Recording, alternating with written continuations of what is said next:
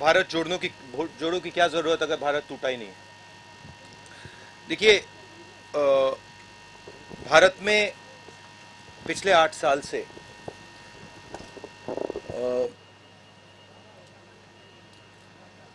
डर का माहौल,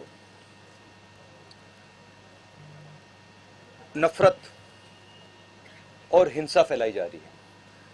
शायद बीजेपी के नेता हिंदुस्तान के किसान से बात नहीं करते हैं, हिंदुस्तान के युवाओं से बात नहीं करते हैं, क्योंकि अगर वो उनसे बात करते तो उनको पता लगता कि हिंदुस्तान के किसान को, हिंदुस्तान के युवा को सामने का रास्ता नहीं दिख रहा है। बेरोजगारी फैल रही है, महंगाई फैल रही है, किसान को सही दाम नहीं मिलता है।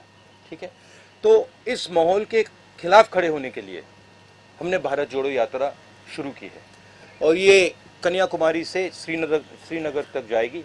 और अगर लोगों को नहीं लगता कि इस यात्रा की ज़रूरत है तो फिर लाखों लोग बाहर नहीं निकलते। मेरा लक्ष्य भारत जोड़ो यात्रा पर है।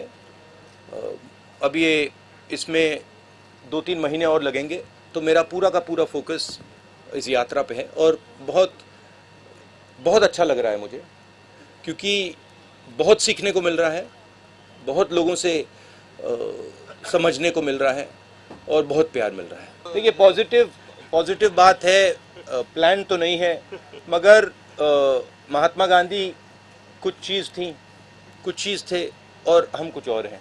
मतलब कोई ये कंपैरिजन मत कीजिए प्लीज़, ये हमें मतलब ये गलत कंपैरिजन है। No event, he is Mahatma Gandhi ने देश को रास्ता दिखाया। महात्मा गांधी ने अपनी पूरी जिंदगी देश के लिए लड़ने में लगा दी, तो कोई कंपैरिजन नहीं। ये जो लड़ाई है, इसको सबसे पहले ठीक तरीके से समझना है। आमतौर से क्या होता है, लोकतंत्र में एक पॉलिटिकल पार्टी दूसरी पॉलिटिकल पार्टी से लड़ती है और जो युद्ध का मैदान होता है उसको जो देश के इंस्टीट्यूशंस होते हैं वो उस युद्ध के मैदान में फेयरनेस क्रिएट करते हैं। आज क्या है कि ये एक राजनीतिक पार्टी और दूसरी राजनीतिक पार्टी के बीच में लड़ाई नहीं है, और मैं सिर्फ कांग्रेस की बात नहीं कर रहा हूं। एक तरफ हिंदुस्तान के सारे इंस्टीट्यूशंस खड़े हैं, बोलना नहीं चाहिए, मगर विपक्ष का प्रेस पे तो कंट्रोल नहीं हैगा, प्रेस पे तो कंट्रोल नहीं है ना, तो बीजेपी का प्रेस पे कंट्रोल है, इंस्टीट्यूशनल स्ट्रक्चर पे कंट्रोल है, जुडिशरी पे प्रेशर डालते हैं। तो ये परसेप्शन सच परसेप्शन नहीं है, ये परसेप्शन सुपरफिशियल ऊपर का परसेप्शन है। मगर अगर आप नीचे जाएं और जनता से पूछें तो आपको बहुत एकदम दिख जाता है कि जनता क्या कह रही है और ऊपर परसेप्शन क्या बन रहा है, उसमें फ़र्क है। हमने ये सब एवेन्यूज ट्राई की,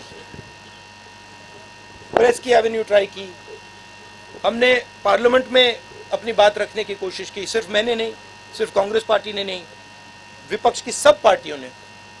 ठीक है, जब हम वहाँ कुछ बोलने की कोशिश करते हैं, चाहे वो नोटबंदी की बात हो, चाहे वो जीएसटी की बात हो, चाहे वो चाइना की बात हो, वो माइक ऑफ हो जाता है। तो यात्रा हमने इसलिए चालू की है कि हमारा और विपक्ष को कोई और रास्ता ही नहीं बचा है। सबसे बड़े मुझे दो प्रॉब्लम्स दिख रहे हैं। एक प्रॉब्लम है कि युवा को यह भरोसा नहीं है कि उसे रोजगार मिल सकता है, चाहे वो कुछ भी पढ़ ले, किसी भी यूनिवर्सिटी में चला जाए, सर्टिफिकेट मिल जाए, मगर वो आपको गारंटी करके ये नहीं कह सकता कि अगर मैंने इंजीनियरिंग की ट्रेनिंग की है तो मैं इंजीनियर बनूंगा या मजदूरी करूंगा।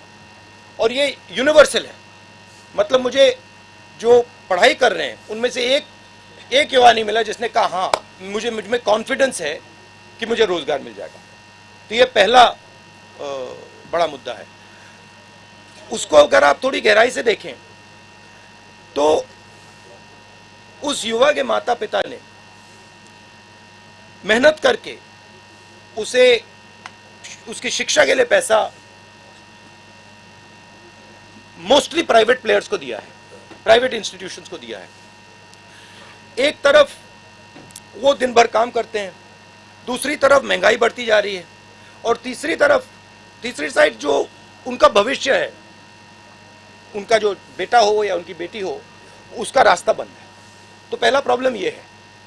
दूसरा प्रॉब्लम किसानों का प्रॉब्लम है, जो देश को भोजन देता है, जो प्रोडक्टिव एलिमेंट है हिंदुस्तान, उसको कोई सपोर्ट नहीं है, उसको कोई मदद नहीं है, उसको सही दाम नहीं मिलता। वो बीमा भरता है, उसको जब आंधी आती है, तूफान आता है, उसको मतलब पैसा नहीं मिलता, कर्जा माफ उसका कभी नहीं होता। तो ये दो बड़े मुद्दे, बड़े प्रॉब्लम्स दिख रहे हैं। और तीसरा जो है जुड़ा हुआ है कि सब लोग ये कहते हैं कि अगर शिक्षा में हमें पैसा देना पड़ रहा है, अस्पतालों के लिए हमें पैसा देना पड़ रहा है, मतलब सरकारी अस्पताल नहीं बचे, सरकारी स्कूल्स कॉलेजेस नहीं बचे। महाराष्ट्र में तो स्कूलों को बंद किया जा रहा है, 20 बच्चों से अगर कम है तो उनको बंद ही करा जा रहा है। तो वो कह रहे हैं कि भैया अगर ये पैसा हम यहाँ डाल रहे हैं, ये जा कहाँ रहा है, किसके हाथ जा रहा है? तो वो इनइक्वालिटी की बात है और सबको मालूम है।